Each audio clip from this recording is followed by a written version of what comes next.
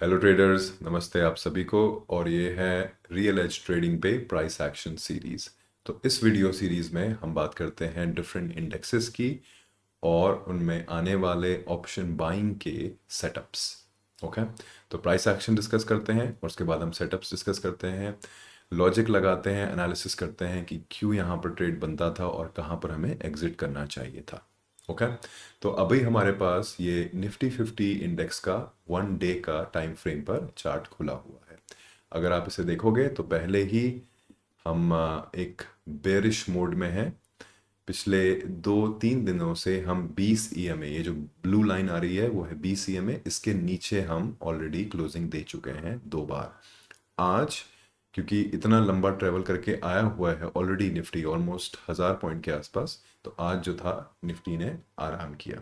आज निफ्टी एक बहुत ही छोटी रेंज पर रहा, उसी के अंदर निफ्टी ने ट्रैवल किया और ज़्यादा हमें अपॉर्चुनिटीज़ मिली नहीं। और अगर हम 1 डे टाइम फ्रेम पर आए तो हमें यहाँ पर साफ साफ दिख रहा है कि इनडिसिजन था मार्केट में, एक लॉन्ग लेगेड डोजी बनी है, जिसका मतलब है कि ना बायर्स कंट्रोल में थे और ना सेलर्स कंट्रोल में थे। ठीक है, अब हम चलते हैं एक छोटे टाइम फ्रेम पे 75 मिनट्स पे, जहाँ पे कल हमने देखा था कि 200 ईएमए, ये जो लाल लाइन आ रही है वो 200 ईएमए है। ये 75 मिनट का टाइम फ्रेम है, इसमें 5 कैंडल्स बनती हैं। टोटल सेशन जो हमारा चलता है इंडिया में वो 375 मिनट का चलता है, तो यहाँ पर हमारी 75 × 5 5 प्रॉपर कैंडल्स बनती हैं। ओके, तो कल हमारी 200 ईएमए के नीचे क्लोजिंग मिली थी हमें। आज मार्केट गैप अप ओपन हुआ और उस गैप अप ओपन के साथ साथ ही अगर आप देखोगे एक बहुत ही छोटी रेंज में, अगर मैं इसको यहाँ पे मार्क करूँ तो इस छोटी सी रेंज के बीच में ही पूरा दिन आज हमारा मार्केट चला है, विच इज़ गिव और टेक आई थिंक 100 पॉइंट्स और समथिंग। देखो 120-122 पॉइंट के बीच में ही हमारा मार्केट आज पूरे दिन चला है। ठीक है, तो ये पूरा प्रॉपर साइडवेज मोमेंटम था, मूवमेंट था, कोई मोमेंटम नहीं था एज सच। और इसलिए ऑप्शन बाइंग में भी अपॉर्चुनिटीज बहुत छोटी मोटी थी, स्कैल्पिंग वगैरह आप कर सकते थे। अब हम देखते हैं 5 मिनट्स के टाइम फ्रेम पे, जहाँ पर हम एंट्रीज और एग्जिट्स लेते हैं। तो इस पे हम कुछ चीज़ें मार्क कर लेते हैं और उनके हिसाब से हम फिर एनालिसिस करते हैं। ठीक है, तो पहला जो हमारे यहाँ पर एक चीज़ हमें देखने को मिली है कि जब भी प्राइस इस रेंज में आ रहा है, यहाँ से प्राइस रिजेक्ट हो रहा है। तो ये जो एरिया है हम इसको मार्क कर लेते हैं। Second, let me do this.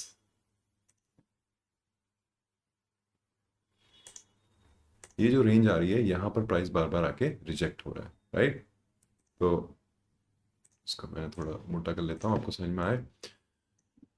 इसका मतलब है कि ये सप्लाई जोन है। कभी भी प्राइस जब भी यहाँ आ रहा है तो हमें सेल ऑफ देखने को मिल रहा है। इससे पहले दिन भी प्राइस आया था, सेल ऑफ देखने को मिला था, राइट। आज गैप अप मार्केट ओपन हुआ, काफ़ी अच्छा ओपन हुआ।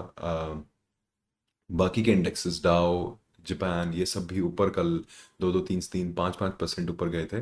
और आज सुबह भी जापान ने काफ़ी, एशियन मार्केट्स ने काफ़ी रैली करी। क्योंकि बैंक ऑफ जापान जो है वो, उसने जो ये मार्केट टर्मोइल है, जितना भी हमारे हैवक हुआ है, इसको कंट्रोल करने के लिए बैंक ऑफ जापान ने एंट्री करी और इकोनॉमी को संभालने के लिए उन्होंने कुछ मेजर्स लिए। ये मेजर्स हम किसी और वीडियो में डिस्कस कर सकते हैं, पर अभी हम बात करते हैं कि गैप अप बैंक निफ्टी ने किया, माय बैड, बैक बैक ये गैप अप निफ्टी ने किया, उसके बाद 200 ईएमए पे ही खुलते हुए ही यहाँ से टकरा कर ये नीचे आया। ये हमारा एक पुराना सपोर्ट जोन बना हुआ है 24,200 के आसपास। फिर से प्राइस ऊपर गया यहाँ से सपोर्ट लेके, फिर ये जो ऊपर हमारा सप्लाई जोन है, सेलर्स जोन, यहाँ से टकरा के फिर नीचे आया, पूरे दिन साइडवेज रहा और उसके बाद धीरे धीरे ये ईएमए के साथ साथ ऊपर गया। तो अगर आप, मैं, मेरी राय अगर आप पूछोगे कि आप ऐसे दिन को ट्रेड करोगे, तो मेरा सिंपल आंसर है कि no, I will not trade such a session. क्यों? इसके पीछे मैं एक और रीज़न आपको दिखाता हूँ। ये जो सारी की सारी ईएमएज हैं फिर से साथ में आ गई हैं। जब भी ईएमए साथ में आएंगी, हम लोग कोशिश करेंगे कि अगर हम मार्केट में एंटर कर रहे हैं, हम तो छोटे टारगेट्स लें, छोटे एसएल रखें और कम एंट्रीज करें, ओवर ट्रेडिंग ना करें। ये एक ऐसा दिन है जहां पर आपके पैसे घुसने के चांसेस बहुत ज़्यादा हैं। कमाओगे कम, गवाओगे ज़्यादा।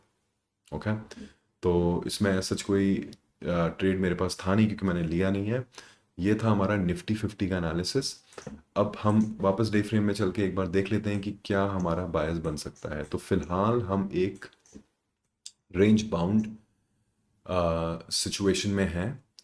एक चीज़ जो यहाँ पर हो सकती है वो ये है कि कल हम फिर से BCMA पे बाउंस करें, डे फ्रेम पे 24,400-500 को रीटेस्ट करें और फिर नीचे को 22,700-800 की तरफ आए, राइट। क्योंकि अभी हमारा ये है लास्ट स्विंग लो, राइट। जो हमारा स्विंग लो बना है उसके बाद ये जो हमारा स्विंग लो बना है ये हम ऑलरेडी ब्रीच कर चुके हैं।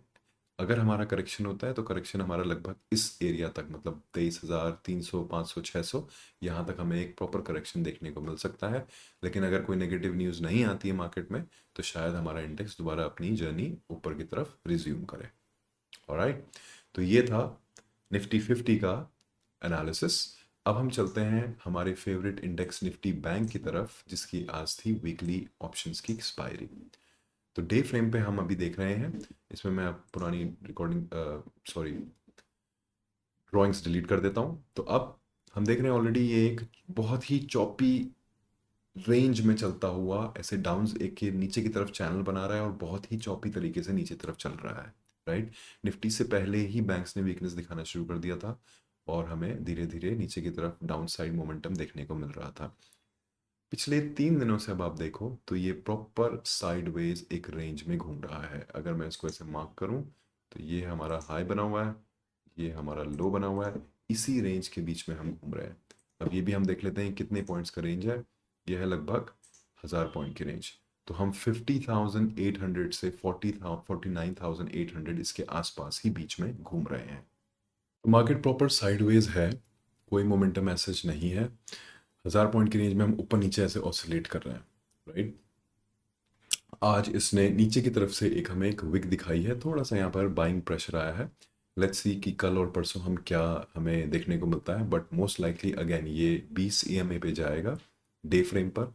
यहाँ पर क्योंकि जैसा हमारा हिस्टोरिकली हम देखते आए हैं 20 EMA पे ये फिर से इसको टच करके, इसको रीटेस्ट करके नीचे की तरफ एक प्रॉपर लो बनाएगा और उसके बाद हमारा जो भी अपसाइड या डाउन साइड की जर्नी जो है वो रिज्यूम होगी। ओके, तो ये अभी सेशंस जो हैं बैंक निफ्टी काफ़ी वॉलेटाइल रहने वाले हैं। अब हम देखते हैं 75 मिनट्स पे।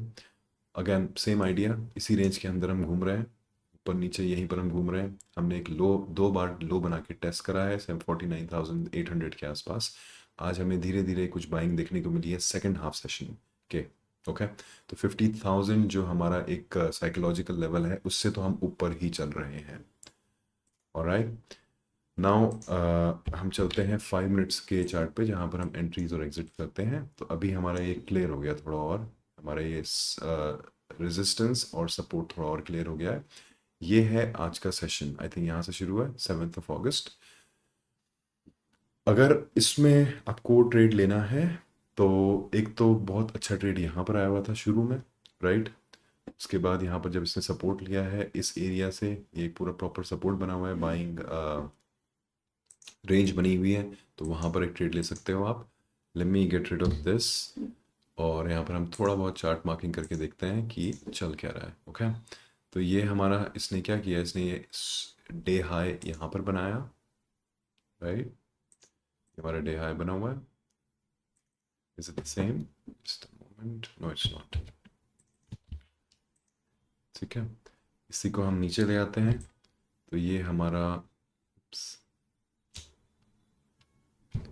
जस्ट अ मोमेंट,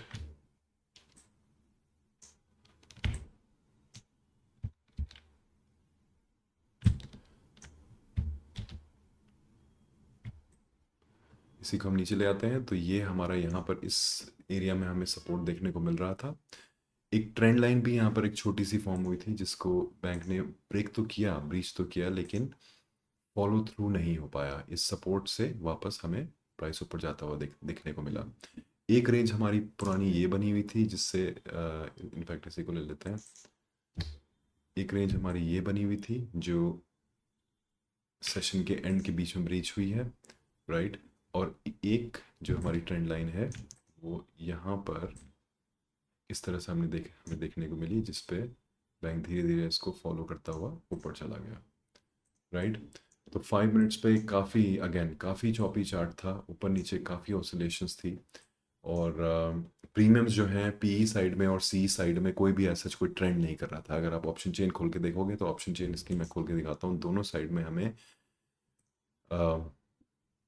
नेगेटिव ही ये पूरी रेंज में हमें ये डिके देखने को मिल रहा है। ये भी जो है, जो सी साइड में बड़े हैं एंड में, ये भी हमें मोमेंटम एंड में ही देखने को मिला है। थोड़ा बहुत ये 20-30% बढ़ा है, अदरवाइज इसमें ऐसे कोई बड़ी ट्रेड थी नहीं। ओके, तो अगर आप मुझसे फिर से पूछो कि ये ट्रेड करेंगे हम, तो आई वुड सजेस्ट कि हम इस ऐसे सेशन को स्किप करें, क्योंकि ये बहुत ही ज़्यादा चॉपी सेशन है। कहीं पर भी प्राइस एक सिग्निफिकेंट मूव नहीं दिखा रहा है, एक रेंज को ब्रेक नहीं कर रहा है, सिग्निफिकेंट मूव नहीं दिखा रहा है।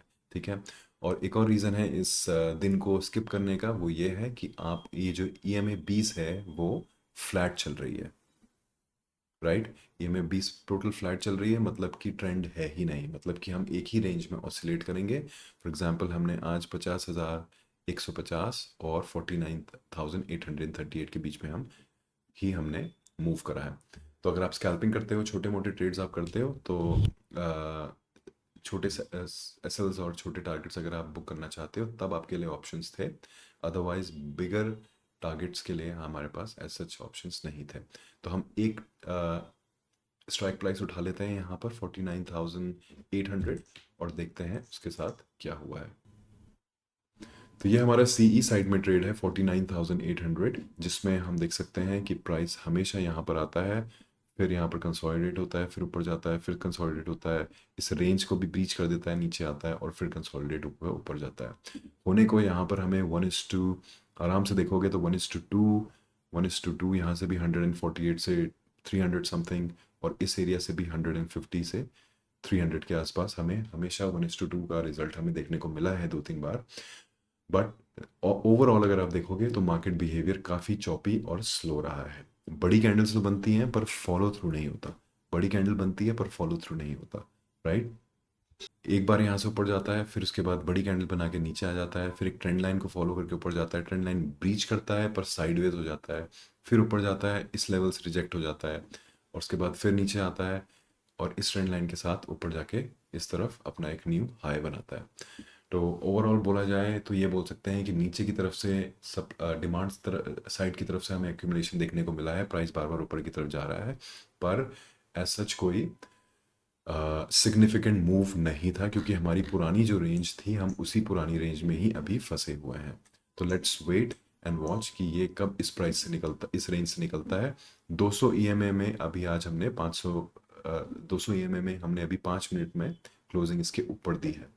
अगर हम 75 मिनट्स में चलते हैं तो यहाँ पर हम अभी भी 200 EMA के नीचे है, यहाँ पर ऑलरेडी एक डेथ क्रॉस हुआ पड़ा है, 20 EMA ने 200 EMA को क्रॉस किया है। तो लेट्स वेट एंड वॉच कि कल क्या होता है। और ये था आज का price action series. Thank you for watching guys, have a good one.